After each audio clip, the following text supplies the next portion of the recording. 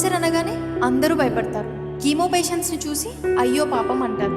కానీ ఇప్పటి నుంచి అలా అనడం ఆపేయండి. వాళ్ళకు కావాల్సింది సింపతి కాదు, respect, support and hope.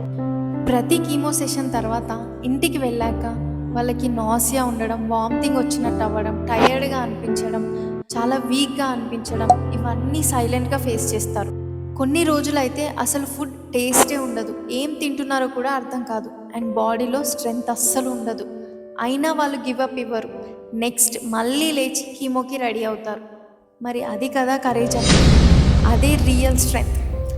So chemo తీసుకునే ప్రతి ఒక్కరు కూడా హీరోయే.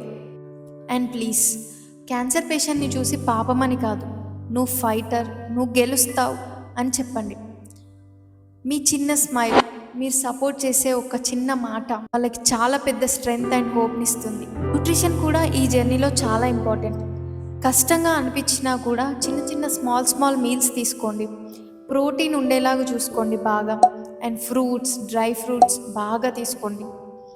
దాంతోపాటు వాటర్ ఇంటేక్ కూడా బాగా ఉండేలా చూసుకోండి.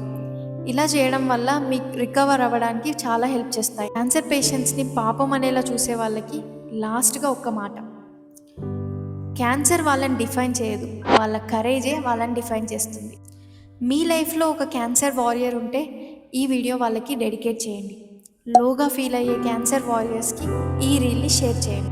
అవేర్నెస్ స్ప్రెడ్ చేయడం మనందరి responsibility. Follow Fit Her Health for simple nutrition tips and hope throughout your cancer journey. Thank you.